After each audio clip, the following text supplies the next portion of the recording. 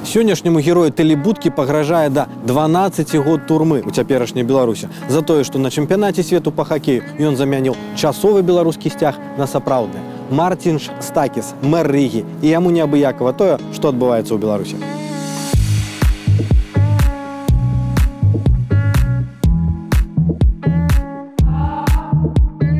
Гаспадар Мартинш, дзякую, што вы пагадзіліся на размову. Безумоўна, тут стал нагодай для гэтай размовы ваш учынак, гэта акцыя са сцягам. І я прачуваю, што яна ўвойдзе ў падручнікі па беларускай гісторыі ў будучыні, як такая праява салідарнасці з беларускім народам у той момант цяжкі, калі яна была неабходна. Але для мяне галоўнае пытанне, навошта вам гэта? Мой прапрадедушка был офицером латвийской армии. Гордость нации, это были те люди, которые боролись за нашу независимость. И что случилось потом? Два диктатора договорились, уговорились сами с собой, и была оккупация. Что случилось с моим прадедушком? Его просто убили. Не только его, и многих офицеров Латвии, семью отправили в Сибирь, и они там многие там и остались. И если мы смотрим в учебниках в истории, что было с этими диктаторами, там тоже были многие такие, которые сказали, с ними лучше дружить, не надо с ними портить отношения, лучше, чтобы надо найти общее, торговаться, экономик, чтобы получил какой-то бонус с этого. Ну и чем это закончилось, мы все знаем. Вторая мировая война, это уже оккупация Латвии уже 50 лет, и только вот недавно, 30 лет тому назад, мы получили обратно свою независимость. Ну вот я думаю, что это все-таки отвечает на этот вопрос.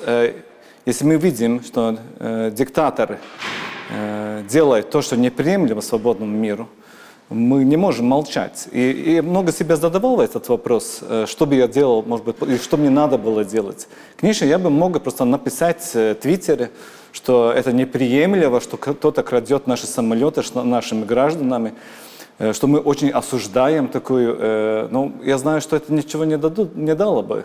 Это, наверное, никто даже бы не заметил. И мог бы я себе потом простить, я не знаю. Поэтому я не сожалел ни одного дня этот поступок. Многие мне в Латвии спрашивают, почему вы сняли флаг? Я говорю, я поднял флаг. Я не снял, я поднял флаг свободной Беларуси, это флаг, которому я верю. И то, что люди каждую неделю мне это спрашивают, и интересуют те, которые поддерживают, обычно спрашивают те, которые не поддерживают, это только показывает, что равнодушных все-таки нету. О Беларуси не забыли, и об этом говорят. И я думаю, это очень важно для Беларуси, что о вас не забыли здесь. Даже если вас не поддерживают, если они даже поддерживают Лукашенко, то, что об этом вообще происходит разговор между семьями, это уже, я думаю, такое большое достижение. Если к этому достижению я был участен, я только этим радуюсь. Но это была ваша мотивация, ваш такой индивидуальный, да, учинок. То есть это не было командное решение, это не было что-то спущенное сверху. То есть это вы сами так придумали. Мы здесь работаем как команда. И руководитель фракции, где я сам здесь работаю, он был первым, который в воскресенье вечером отправил мне смс. Он сказал, слушай, мы так и будем на это смотреть, что ты об этом думаешь. Я не могу как-то жить этим, что флаги того режима, который это только что сделал, висит в нашем городе.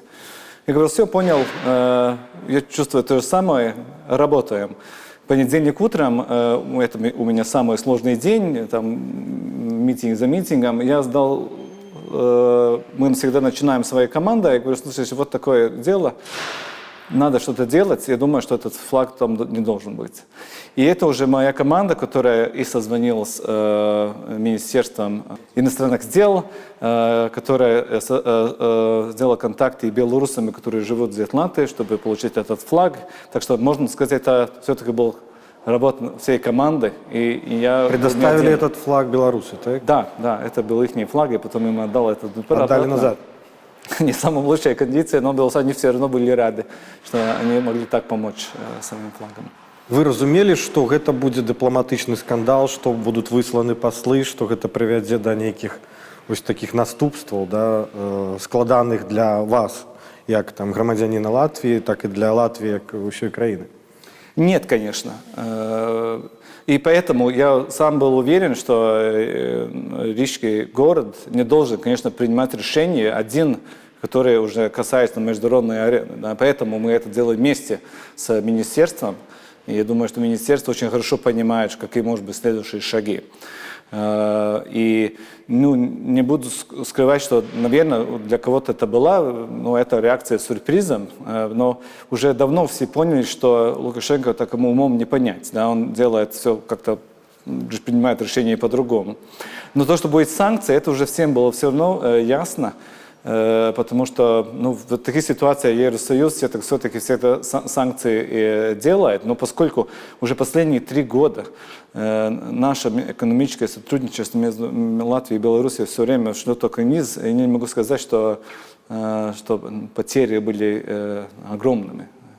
Ну, тым не менш, якая ваша эмоцыя была, калі беларуская прокуратура сказала, что на вас заводзяць крымінальную справу, да, уголовное дело? Никакие, извините. Это не серьезно.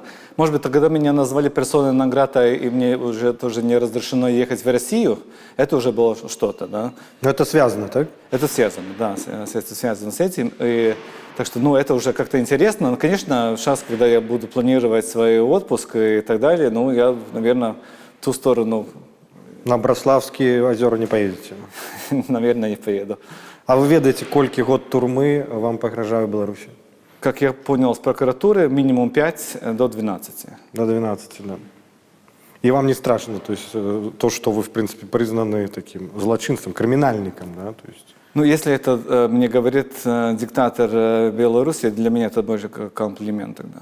Вы писали уже в своих соцсетках, что было мора водгукаў, да, от беларусаў з нагоды вашага ўчынка былі, я думаю, что и позитивные, и негативные. Магчыма, вы пригадаете вось прыклад такого позитивного и прыклад негативного водгука на ваш учинок?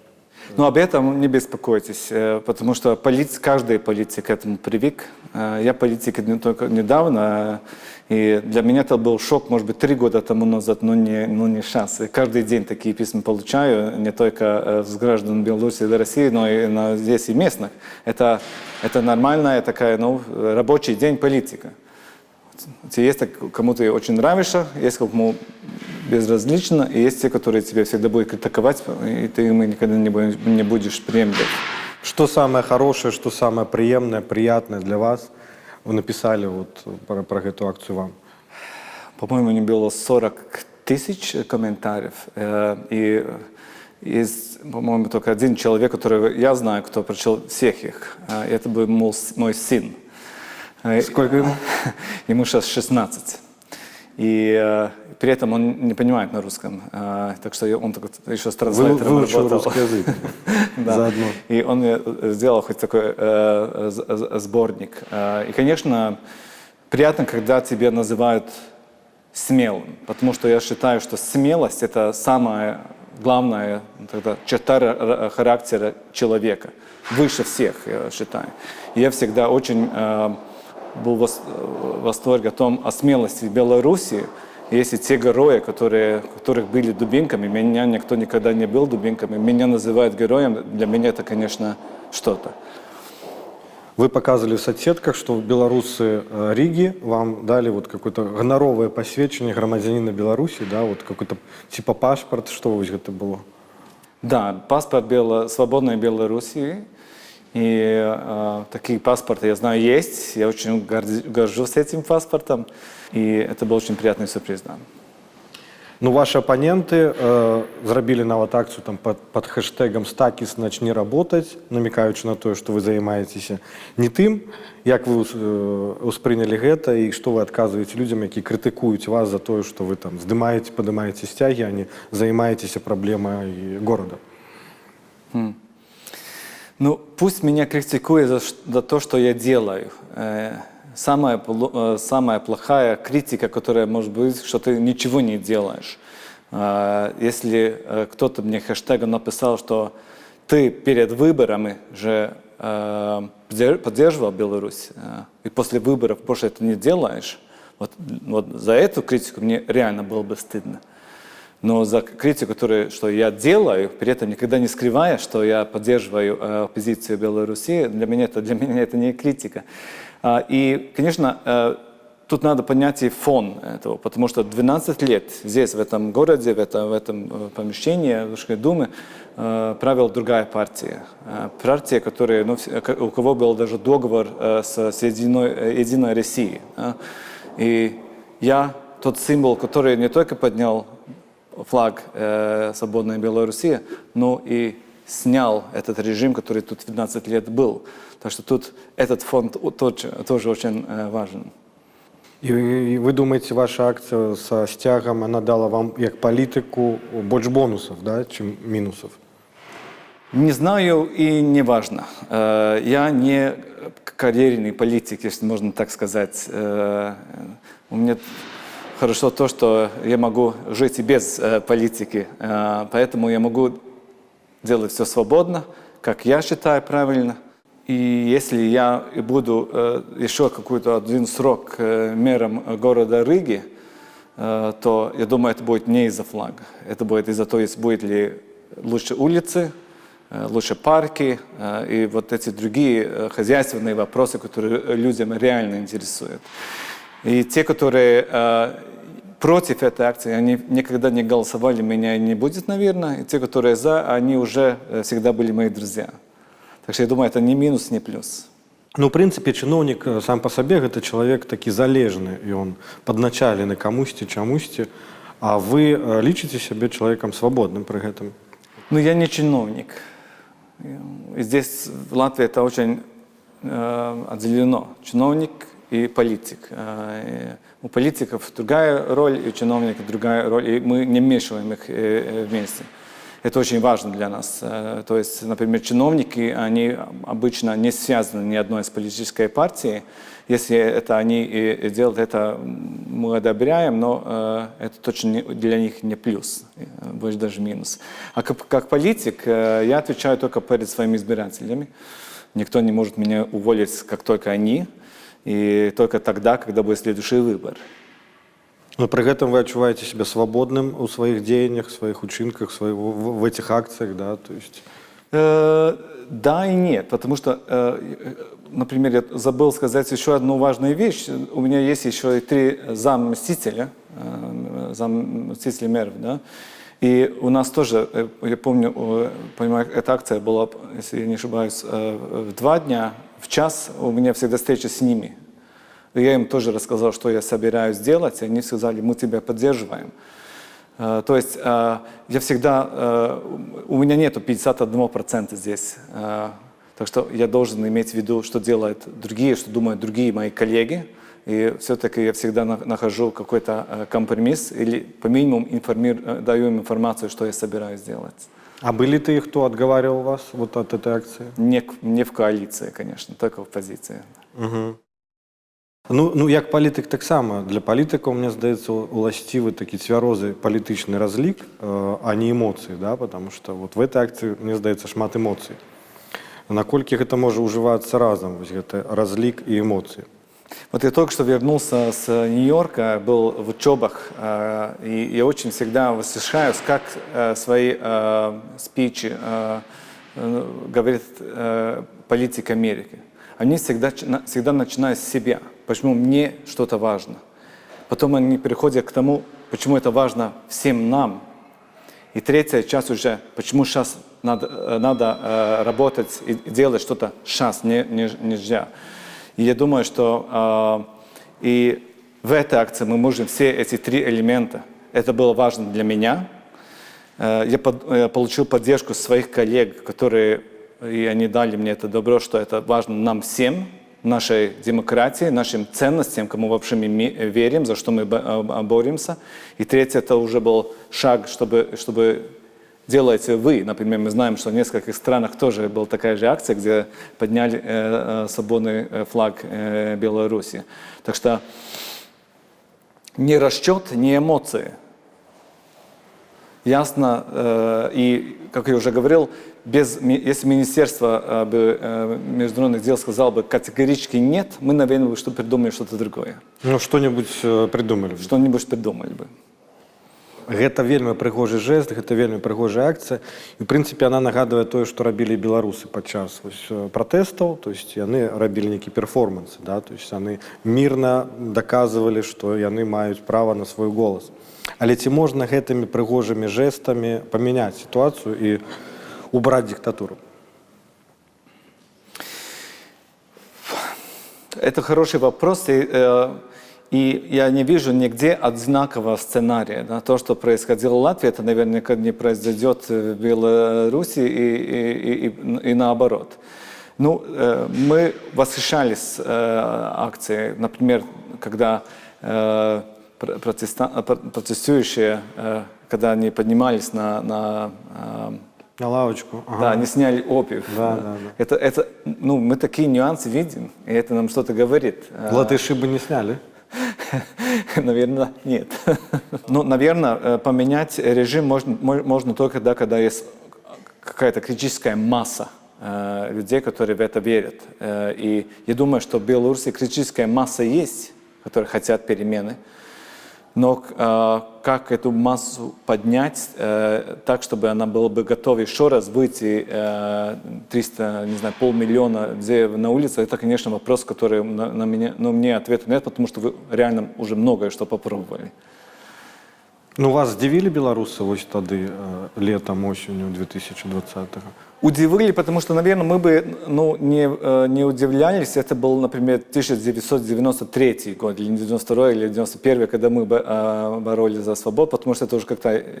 А сейчас, конечно, в 2021 году или 2020 году все-таки это могло удивить, потому что многие из нас уже забыли об этом. Мои дети, они никогда не жили в Советском Союзе, они даже не знают, что это такое. И, конечно, нас это удивило, но я не вижу другого варианта в Беларуси, как этот вариант. Другого пути просто нету. То есть надо кожному пройти этот шлях, просто прийти. Режим упадет, это довольно ясно. Сейчас уже это только вопрос времени. И я думаю, что санкций будет только больше, не только с Евросоюзом, но и режим будет стоить для режима Путина тоже намного дороже. И один момент, наверное, что-то произойдет.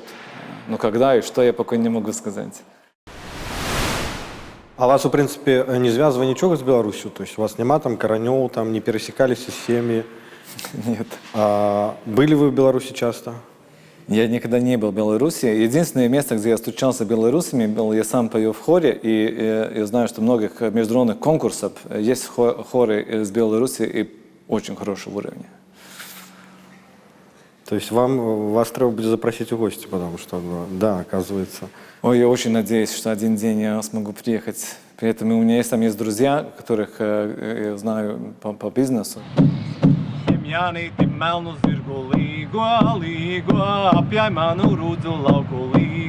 Мяркуючы з вашай біяграфіі, в прынцыпе, я мог размаўляць зараз з нейкім перформерам, артыстам, спеваком, а не з мэрам, так? І чаму вы не пайшлі па шляху? Вось мне цікава вашых бацькоў-музыкантаў, и чему вы выбрали шлях инши?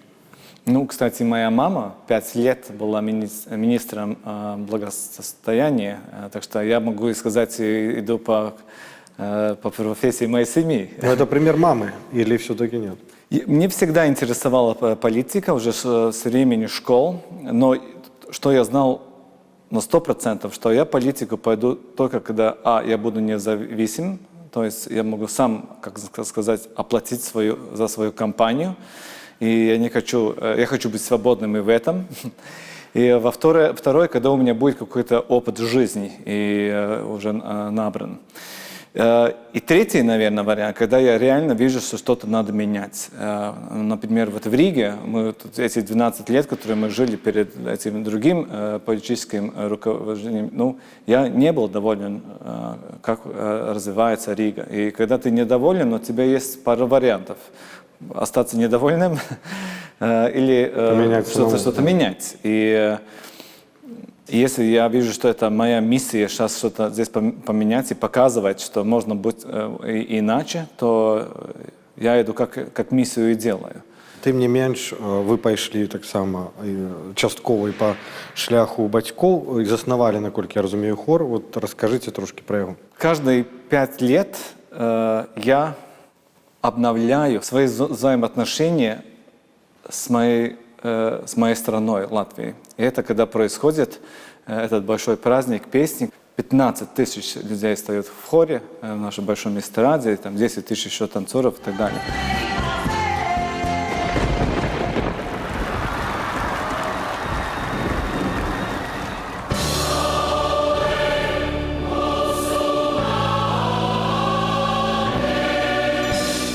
И в этот момент я опять, так сказать, понимаю, как сильно я люблю эту страну, этих людей, эту культуру и так далее. И единственный раз в жизни, когда я не был участником, а был тот, который смотрит на это, был тот год, когда мы делали хор. И, то есть я сидел там, слушал концерт и сам себе сказал, что я больше никогда не буду сидеть и слушать, я хочу быть только там.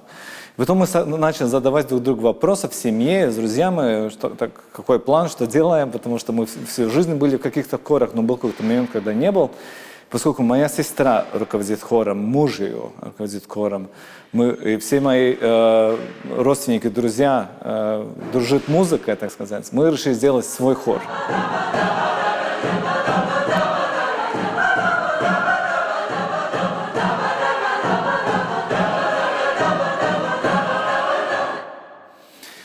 Оказывался очень успешно, потому что, я помню, первый состав, там 30 людей, я знал всех. Это все были друзья, которые, может быть, пригласил каждый еще кого-то. Но это не профессийный хор был? Не, профессиональных хоров тут довольно мало, да.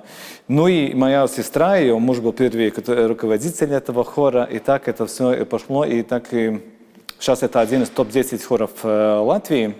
Мы всегда участвуем в этом празднике. Следующий праздник будет 2023 года. И для меня это будет такой большой челлендж, как быть мером и участвовать там как певцом, потому что это занимает очень много времени, идти на все мир. Ну, вы выходите раз на 5 год, так? Да, это большой праздник раз в 5 лет, да. Вы формоваліся, в принципе, як і я, у советский час, вы учились в советской школе. Поспели побыть октябренком, пионером? Только октябренком. Як вашей семье, в принципе, ставились вось у той час, у советскі, да вось гэтай советской краіны, да, вот, да гэтай советской реальности? Яны мириліся, ваши бацькі, и вы там разом з імі? Ці яны неяк супрацьстаялі, пратэставалі супраць? Як это адбывалася вось у час, калі вы были яшчэ маленьким? Знаете, до 1987 года я, наверное, вообще ничего не знал о том, что Латвия когда-нибудь была свободной, и у нас был свой президент, свой флаг, свой гимн и так далее.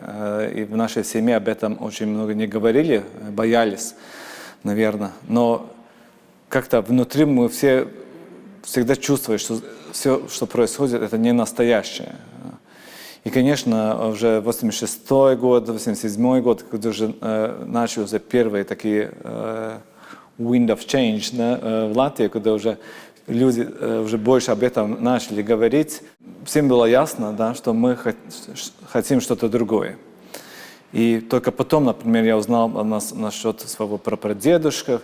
Например, мой дедушка был легионером. Это была тоже такая информация, которую никто не хотел говорить в нашей семье, потому что в Советском Союзе было много репрессий. Я понимаю свою семью, им было что скрывать, потому что все боялись. А ваш дедушка, он репрессирован был? Ему было 16, когда его взяли в армию Германии. Гитлеровской Германии. Он даже не воевал одного дня. Они все сразу отступили, и потом его где-то в Польше его нашли, реально, ребенка. И потом уже ГУЛАГ и так далее, и все остальное. Так что, конечно, все в семье эти знали это, и нам это не говорили. Потому что никто не хотел, чтобы тебя называли внука фашиста. А хто і што у той час, калі вы адкрылі для сябе ўжо Латвію, хто на вас паўплываў? Магчыма, гэта нейкія людзі былі, нейкія песні, нейкія творы? Ну, независимость мы получили только уже в 91 году, это был, скажем так, в 87 году мы вообще поняли, что может быть и что-то другое. Так что эти процессы, как мы видим, всегда не происходят очень быстро. Конечно, в 91 году что нам дал эти символы, это те люди, которые жили за границей. Латвийская диаспора, которая уже перед войной или как-то, они были те, которые все время поддерживали нашу культуру, наши песни, наши традиции. И многие из них потом уже, когда мы уже получили свою свободу, приехали сюда с этими рассказами, традициями, и они были те, которые строили это, можно сказать, заново. И символ, который для нас был святым, тот был, я не скажу на латышском, но я знаю, что это символ действительно народа Беларуси. Это такой символ, который потом покажу, вы, наверное, расскажете, как этот символ называется. Но, скажем так, для меня, может быть, не столь важен был тот период, потому что я все-таки еще был ребенком и мало что понял. Реально понять, что такая свобода, и что я хочу принадлежать тому миру, который вот Европа и Скандинавия, это было, когда я начал работать в 1998 году в скандинавской компании, проработал 12 лет, и норвежская компания, потом там был капитал шведский и финский капитал, и много путешествовал по этим странам по работе, и я там очень многое что научился. Научился вообще, что значит жить в свободной стране, что значит быть членом общества и тоже культура. То есть, когда вы выехали уже из Латвии, пожили... Ну, я там пожил пару, может быть, дней, они больше были здесь. Но самое главное, это то, что если ты считаешь себя свободным человеком, тебе надо этого советского человека от себя и убрать. И себя называть нового человека. А новый человек – это уже, который говорит, действует по-другому, который ценит ценности, свободу людей, свободу слова. Но нам это не было естественным. Мы это все учились, это все шаг за шагом. Я учился это шаг за шагом. Наколькі на вас паўплываў прыклад маці вашай, якая пайшла таксама ў палітыку, хаця займалася творчасцю збольшага, і ці ёсць у вас, в прынцыпе, спрэчкі па палітычных пытаннях? Ну, моя мама герой. Мы жили в деревне. Она в 4 часа утром просыпалась, шла, у нас были коровы и так далее. Потом она одевалась рижской дамой, поехала в Ригу. Она здесь работала в университете. И потом вечером поехала домой, сняла свою рижскую форму, можно сказать, и опять была матери. И мы ее видели, может быть, в 8-9 вечера только. И так подряд. И ей было 4, у нас было 4 в семье. Мой брат и еще 2 сестры. И потом она еще сделала огромную политическую карьеру. И сейчас она мой номер 1 человек, который дает советы. Потому что она была в политике, она понимает, как работает политика. И она всегда следит за всеми моими интервью, за все, что происходит в политике, и дает мне очень хорошие советы. А про роль у таты можете сказать? Роль папа у него был другой. Он сначала я его не понял, потому что для меня карьера была все. И это надо понять. В этом 97 году, если ты работал в международной компании, у тебя был мобильный телефон, не знаю, что там машина, или ты мог ехать за границей, у тебя было все, ты был королем. И для меня было настолько важно, ему это никогда не было важно, но он все время себя весь отдал семье. И я иногда думал, ну видишь, как мама сейчас идет все время вверх и в политике, и тебе это вообще не важно. Но только потом уже, когда у меня самому были дети, и только тогда понял, как много он, как отец, нам дал, потому что он показал другой, скажем так, модель, да, что и тот мужчина, который готов отдать весь себя семье, и какую он огромную роль вообще дает, потому что я сейчас могу очень мало что дать своим сыновьям из-за того, что у меня нет времени, и я это очень часто вспоминаю, что, что мне дал мой отец, и я что могу дать своим сынам сейчас.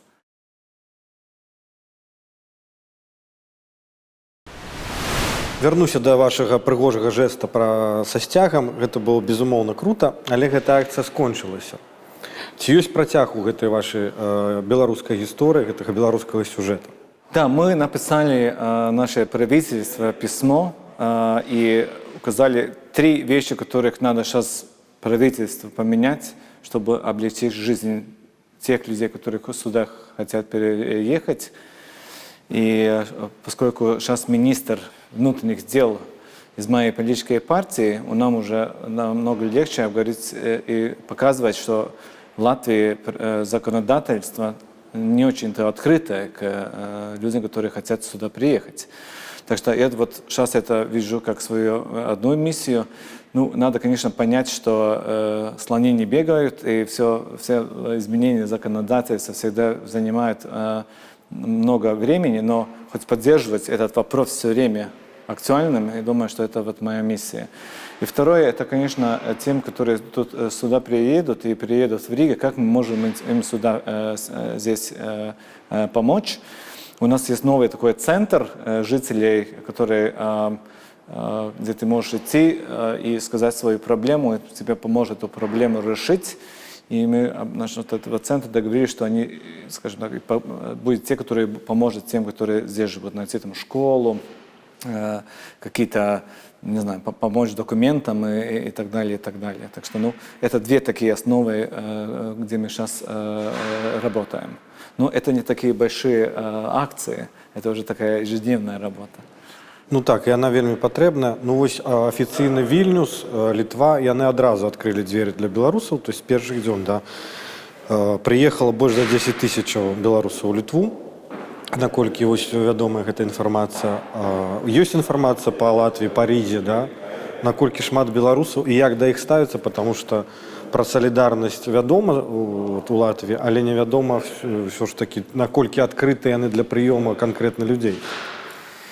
Ну, я сам 2 года был депутатом латвийского парламента, и я видел, как люди вообще относятся к этому вопросу. Я, кстати, как раз в этой комиссии работал. И мы так боимся тех, которые приезжают в Латвию, мы так опасаемся себя, что это законодательство нам просто никакая. Я должен просто извинить людям, что я не смог это поменять.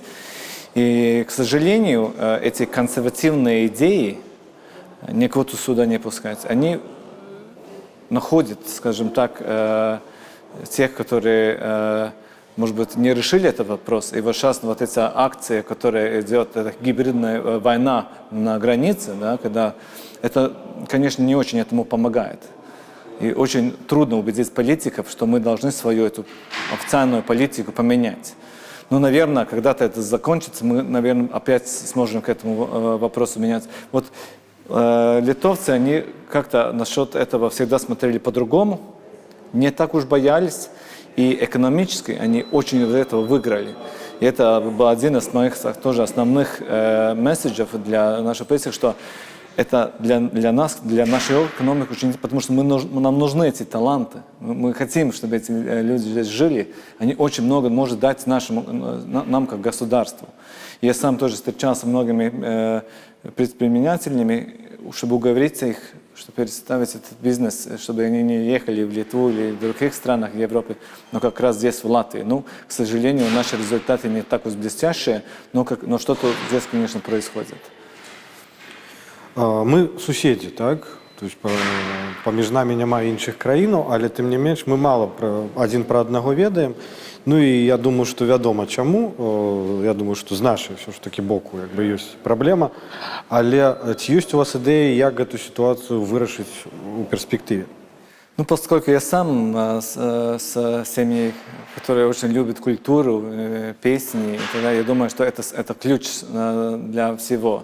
Вот я помню, 95-й, 94-й, 93-й год у нас был такой мероприятие Bridge of Songs, когда мы вот этот это мероприятие, которое говорил, что это 15 тысяч вместе собираются в хоре.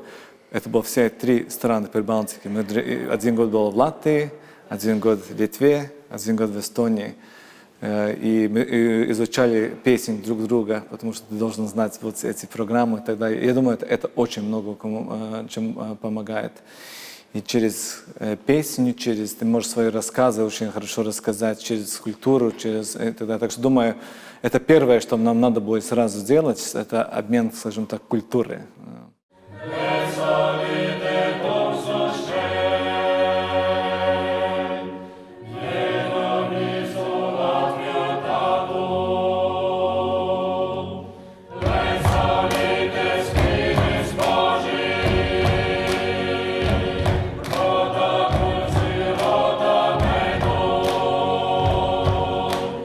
И, наверное, все-таки работа с теми людьми, которые здесь в Латвии уже живет из Беларуси, да, им дать им тоже возможность говорить о том, что происходит в Беларуси, и дать ему, скажем так, сцену, где они могут свои рассказы сказать.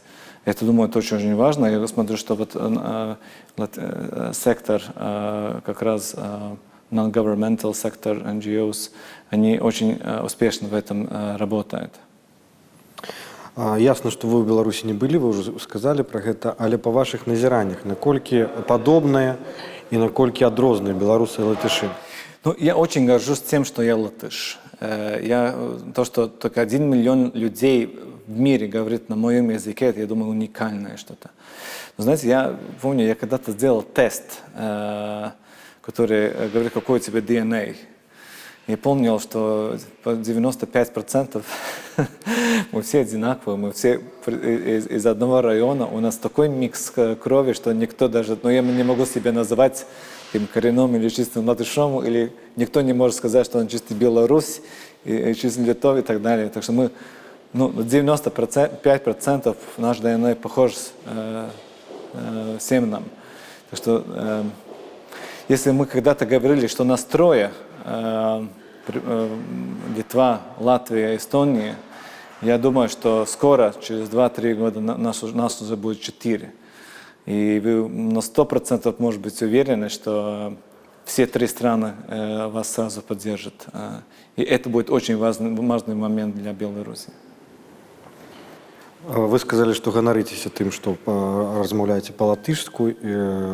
Я думаю, что вы хотели бы, каб колькасць людей павялічвалася, тых, хто размаўляе по-латышску. У сувязі з гэтым пытанне, ці не раздражняе вас тое, что ваш город, да, Рига, он все ж таки русскомовный? Ну, знаете, я очень реально смотрю на эту ситуацию. Например, мой сын, он сейчас учится в Германии. И он уже очень хорошо говорит на английском. И, наверное, я уже слышу, что мой младший сын уже своим друзьям иногда говорит по-английскому. Так что я думаю, что, скажем так, не будет больше людей, которые говорят в мире на латышском. Наверное, нам надо удержать хоть те, которые уже говорят. Но я никогда не видел русский язык или другой язык как угрозу нам. Но когда с моими русскими друзьями мы спорим насчет этих вопросов, латыши, русские и так далее, я говорю, только понимаете только одну вещь. Это единственное место в мире, где мы можем говорить на латышском. Вот этот 1 миллион людей. Единственное, не будет других таких мест. Просто цените это. Это все, что мы от вас просим. На все остальные вопросы у нас нет никаких спор. И это очень важно. И это они должны и понять. И я сам, например, всегда говорил, что как мэр города, я, как официальное лицо, всегда говорю только на латышском. С медием я говорю на том языке, который я знаю, в этом случае на русском. Но ежедневно людьми я говорю так, чтобы меня лучше поняли, и чтобы я лучше понял его. Я встречаюсь с людьми всего города, И обычно те, которые ко мне приходят, это не те, у кого все в порядке. Это люди, у кого есть реальные проблемы, там, не знаю, с там, отоплением или там, другим каким-то хозяйственным вопросом. Они люди, у кого 70-80 лет. Ну, как я могу им сказать, говорите со мной по-латышскому? Но я хочу понять, какая у него проблема, и я хочу, чтобы она поняла, почему эту проблему мы можем или не можем сразу решить. И я за этого получаю много критики, но я все равно это так буду делать, потому что это просто человечески. Просто так. А в принципе, наколькі острая проблема ось двухмов'я у городе и у Украины? Она сокращается. Каждый год она просто исчезнет в один день. Потому что я сам и в школе работал добровольцем примерно 3 года. Там уже в этом классе было 21 латыш, 9 русских. Они все говорят уже на одном латышском языке или на английском, или так далее. То что, эта проблема исчезает просто сама уже с временем. Так что спорить об этом, говорить об этом, я думаю, просто не стоит. Время все решит сама. Зараз Беларусь переживае, напэўна, прыблізна тое, што перажывалі у тым ліку суседнія краіны нашы, у тым ліку і Латвія. То есть такі перыяд абнаўлення, как падыходаў да какой-то канца нейкай эпохі, да, відавочна. У гэтай сувязі з вашага досведу, з досведу вашай краіны, чым можа быць карысным досвед латышэй па вырашэнню праблемаў у якіх-небудзь сферах для будучай новай Беларусі? На английском это звучит think global, act local. Я не верю, что кто-то может вам дать какой-то уже готовый рецепт. И я не думаю, что кто-то вообще должен вам дать советы, если вы только сами не спросите этот совет. И я думаю, что учиться мы должны всю жизнь. Я как лидер учусь все время. И не потому, что мне нравится очень учиться, но потому, что у меня нет времени и у меня нет ресурсов. У меня нет времени самим эти ошибки делать. Поэтому мне легче всего спросить у своих других коллег по всему миру, а как вы решили эту проблему, а как вы решаете эту проблему. Получить эти ответы, понять, все лучше бы работало для меня здесь, в Латвии, здесь, в Риге, и это делать. Это просто дает мне результат быстрее, из-за меньше расходов. И очень важный вопрос, который надо задавать, какие ошибки вы сделали и какие ошибки нам не сделать. То есть, если вы к нам обратитесь и эти вопросы зададите, я думаю, что мы с удовольствием поможем. Но все-таки это ваша страна, это ваше будущее, и не дайте никому другому себя учить. И если я помню вот наши времена, первые годы после независимости, я думаю, что многие советы, которые здесь были, не были самыми лучшими советами. То есть, я помню, был совет, давайте сделаем Латвию так, как маленькую Швейцарию, что у нас основной наш приход будет финансовые услуги. Но всем эта идея казалась очень хорошей. Мы не развивали свое производство и не смотрели на другие стороны. Это был неправильный совет. Поэтому советы надо спрашивать, надо учиться с другими, но я думаю, что путь, что найти надо вам самим. Но что вам здесь, конечно, поможет, это вам поможет все международные организации. И вам надо стремиться. И Евросоюз, и НАТО, и остальное, потому что многие, что наши политики бы с удовольствием не делали, если, например, не Евросоюз бы сказал им, нет, это вам надо делать, если вы хотите быть членом нашего союза, вы должны это делать. И мы видим, если мы так смотрим в прошлое, что многое из того, что они сказали, что вы должны это делать, в долгосрочном нам это очень помогло. Дякую, гаспадар Марцінш, за добрую размову. Вельмі спадзяюся вас убачыць на свяце. Мы придумали, что свято можа быць каля стэлы, да, там, дзе адбываліся гэта акцыя пратэста. Это будзе музычнае свято, таму хацелася убачыць вас з вашым хорам на гэтым свяце, каб вы ўпершыню убачылі Беларусь, і гэта Беларусь была абноўленая. Дякую.